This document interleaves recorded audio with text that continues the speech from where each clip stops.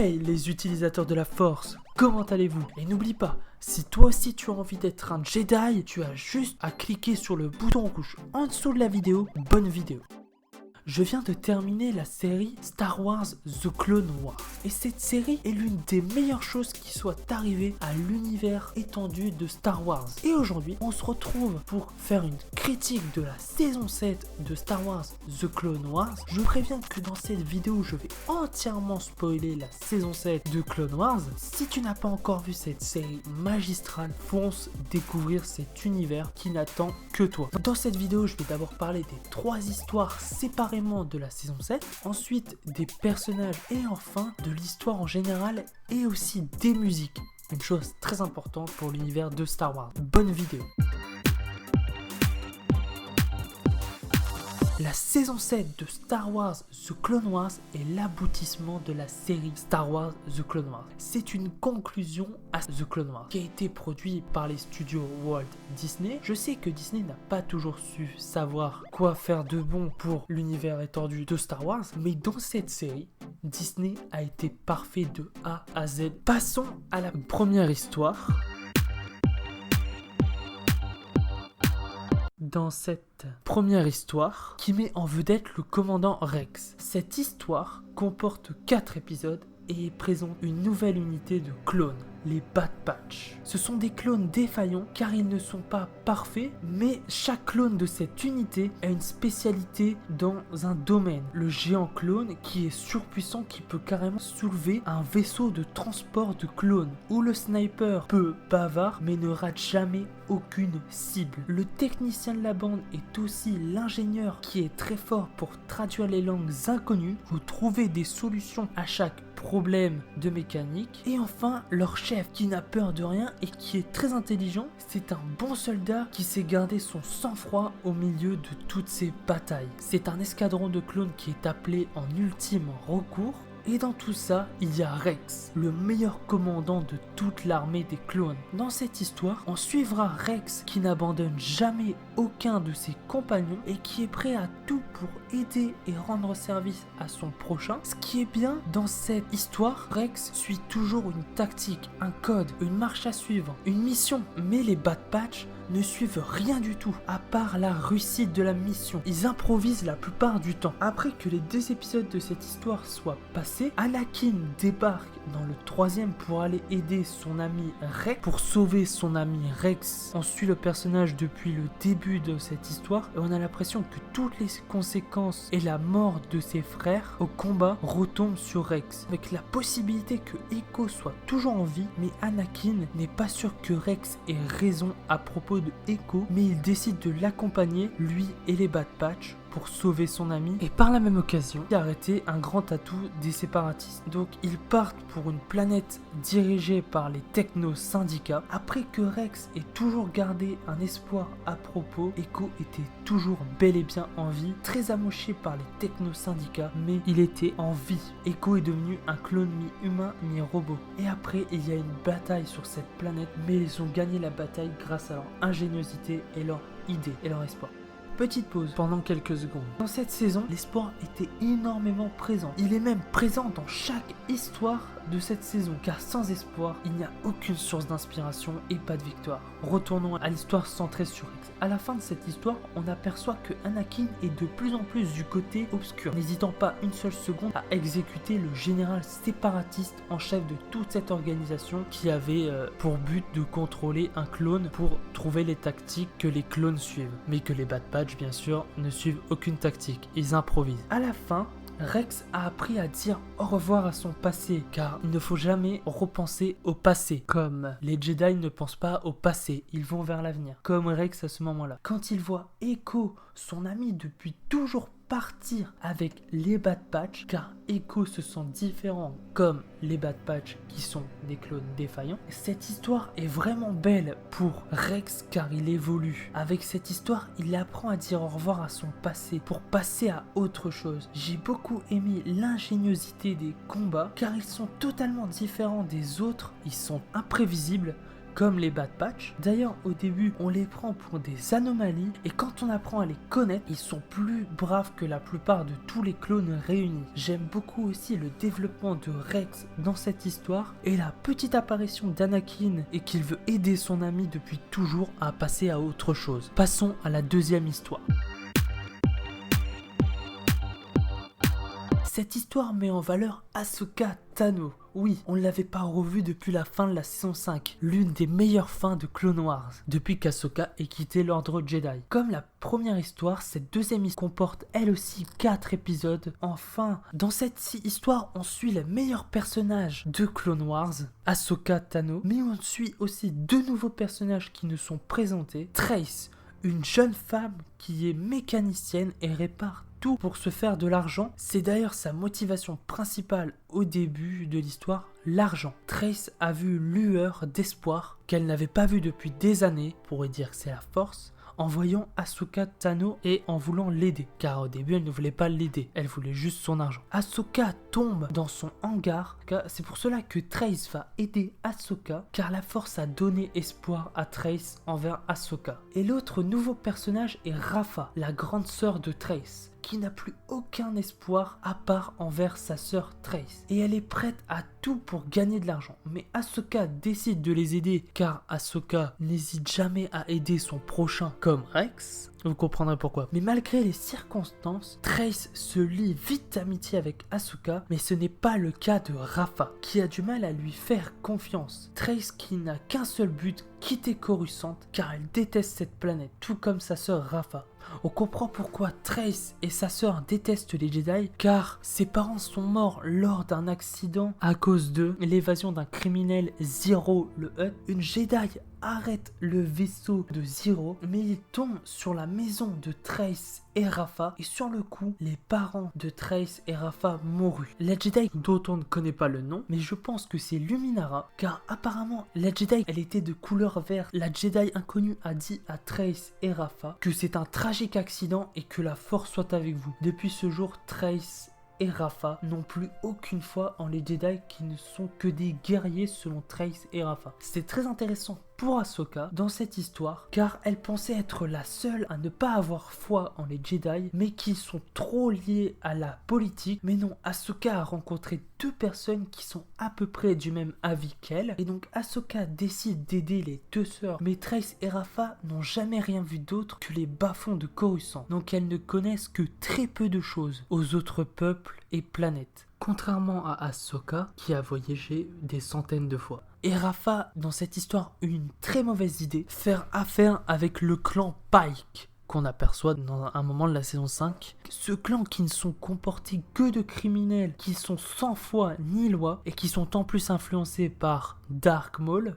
mais cela a vite tourné au pire pour Ahsoka et les 2 sœurs, qui se sont fait prisonniers des Pike. Mais heureusement que Ahsoka est là pour les sauver plusieurs fois, Rafa et Trace, et heureusement grâce aux 2 sœurs et Ahsoka, les 2 sœurs ont appris à aider son prochain malgré les circonstances. Ce que j'aime beaucoup dans cette histoire, c'est les personnages. Ils sont très attachants. On s'attache aux 2 sœurs, comme à Ahsoka aussi. On s'attache aussi beaucoup à Ahsoka, car tout ce qu'elle a vécu et comment elle a évolué, c'est incroyable pour Ahsoka. L'histoire est plutôt bien pensée et pleine de morale et d'apprentissage. Dans la première histoire, on vivait dans nos erreurs et nos remords du passé. Mais là, il faut savoir passer à autre chose, comme Rex. Et dans la deuxième histoire, les 2 sœurs sont comme nous. On devra toujours aider son prochain malgré les circonstances et toujours garder espoir là.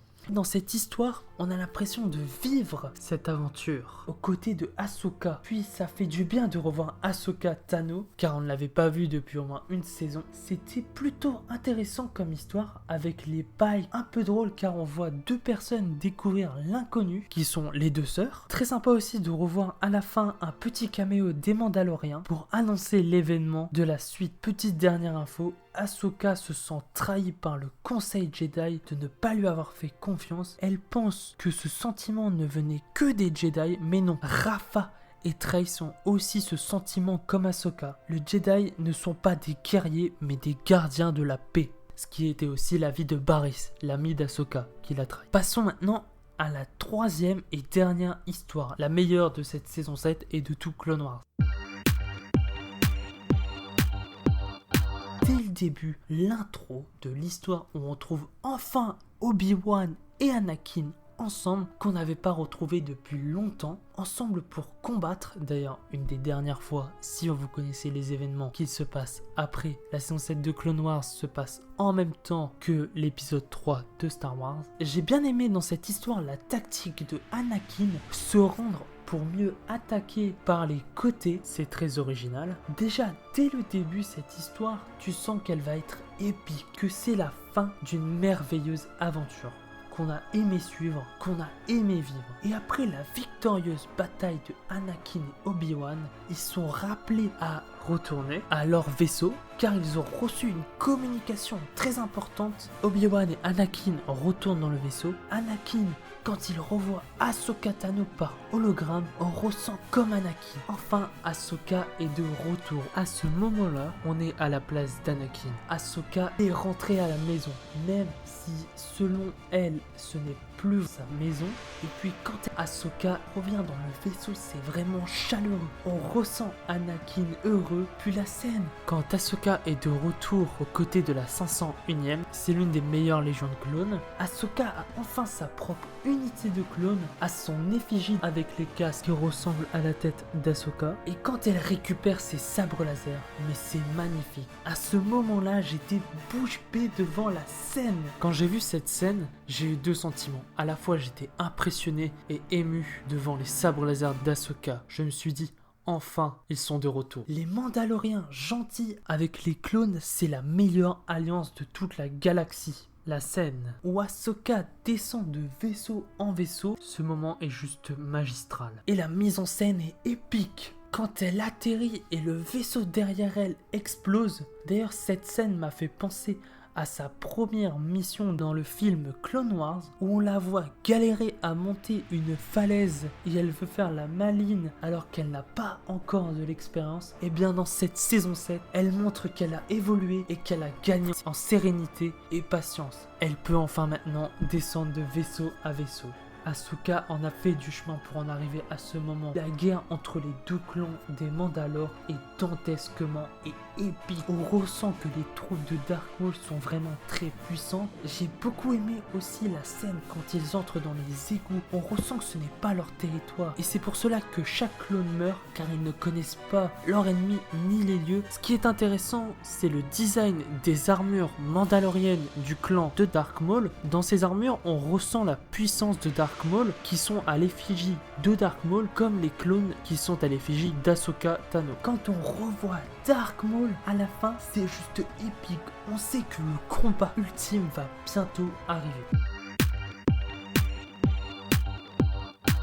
Dans le deuxième épisode, la guerre de Mandalore est incroyable. C'est le combat ultime. En parlant de combat ultime, ce combat entre Dark Maul et Ahsoka est parfait. C'est le meilleur de tous les combats de Clone Wars, car on a enfin un affrontement entre Ahsoka et Dark Maul, qui sont les deux grands piliers de Clone Wars, qui affrontent le côté obscur face au côté lumineux. On ressent vraiment la peur des deux personnages. Ils savent tous les deux que quelque chose de plus grand se prépare derrière leur dos. Les musiques sont d'un rythme unique. Les jeux de lumière, le rouge versus le bleu, ces effets de lumière sont juste bluffants. On sait que toute cette aventure nous a mené à ce combat, que depuis la saison 4, on sait que c'est le combat ultime. Toute cette aventure nous a mené à ce moment-là. Et puis jusqu'à la fin, on ne sait pas qui va gagner. Jusqu'au bout, on est surpris par le combat, car même dans les arts du sabre laser, nous avons clairement deux styles opposés. Un style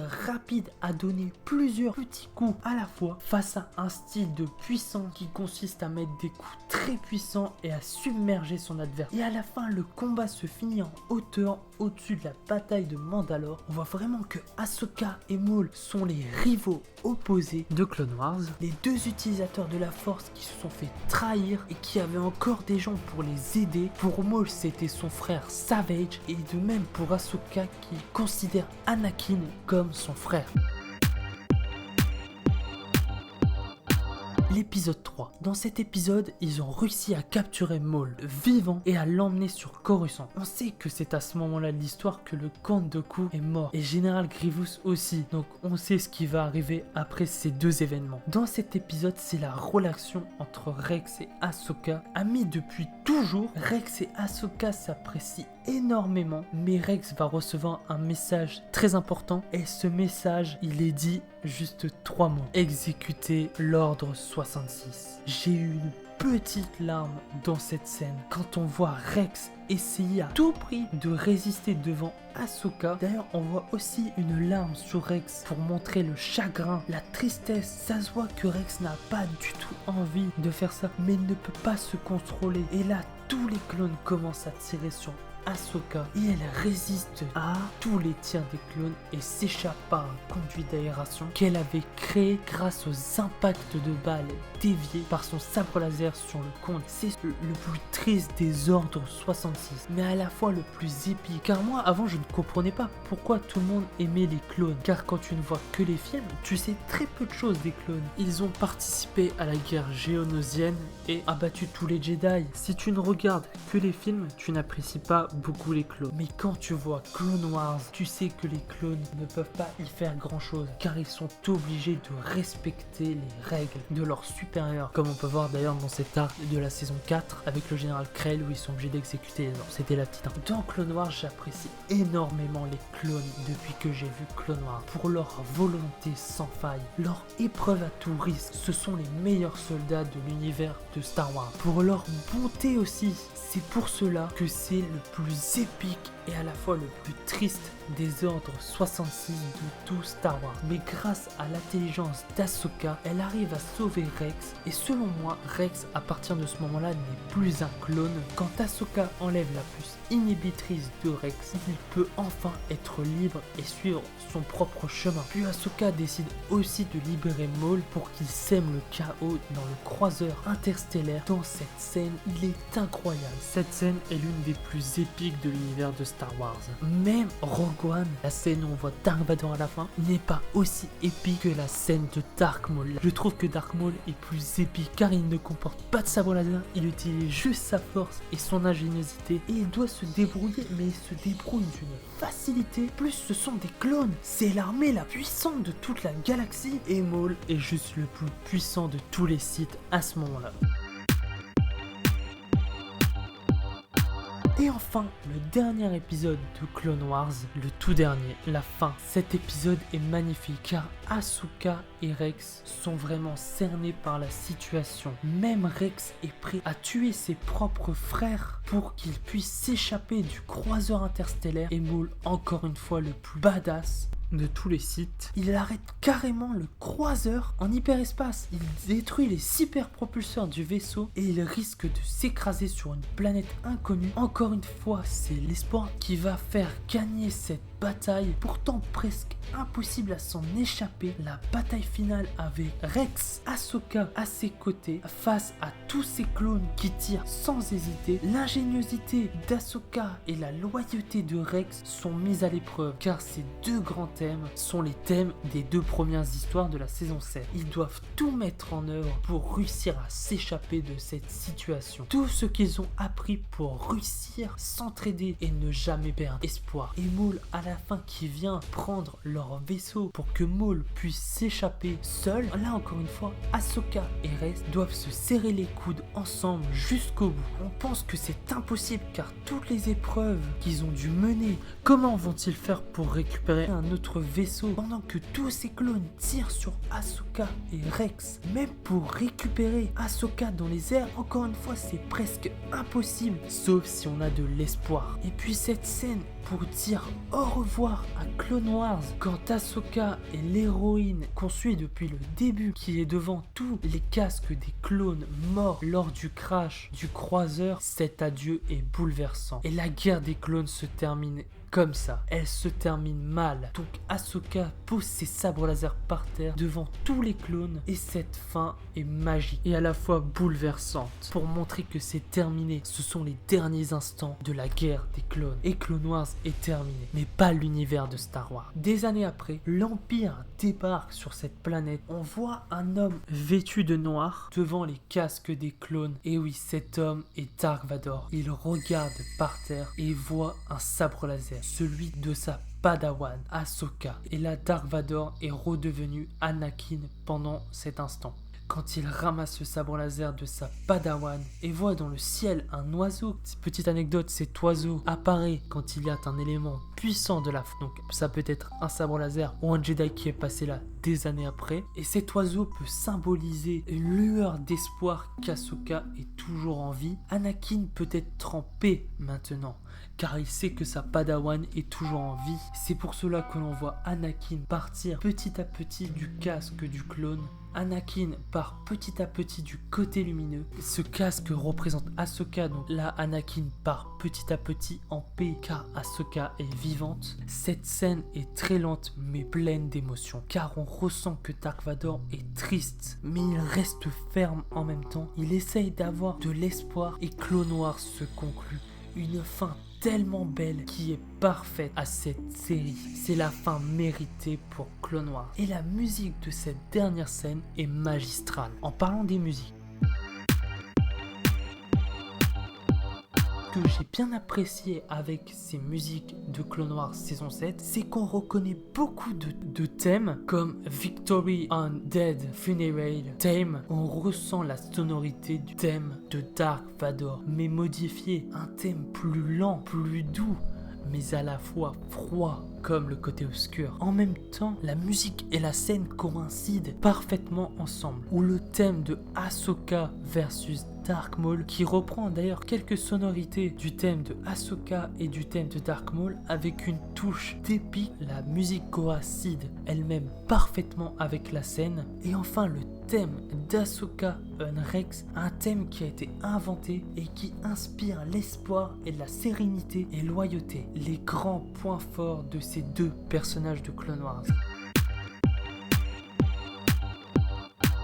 Ce qui est vraiment intéressant dans cette saison 7, c'est qu'on laisse vraiment exprimer certains personnages qu'on ne voyait pas autant, mais pourtant c'était des personnages principaux. Je parle bien évidemment du commandant Rex et d'Ahsoka Tano et de Dark Maul, et voir les histoires que ce sont eux les héros principaux de leur histoire, cela fait du bien. Je trouve que c'est réellement mérité pour ces personnages. Je n'ai pas parlé aussi de la chef de Mandalore, Bo-Kata. D'ailleurs je remarque que ce personnage ne dit jamais son nom, on sait juste que c'est la sœur de Satine. Elle n'est pas très utile, elle amène l'histoire la plus intéressante de tout Clone Wars et elle apporte des scènes époustouflantes et épiques. Et elle apporte aussi la meilleure intrigue de Clone Wars. Il y a aussi Obi-Wan qu'on voit peu de temps à l'écran, mais après je préfère que cette saison se concentre sur Ahsoka, Rex et Maul, car ce sont eux les héros de Clone Wars, alors que Obi-Wan apparaît dans la prélogie et l'épisode 4, et bientôt une série d'ailleurs. Et les jeux lumière et les mises en scène sont incroyables, elles sont juste magiques. Pour certaines scènes, il me semble avoir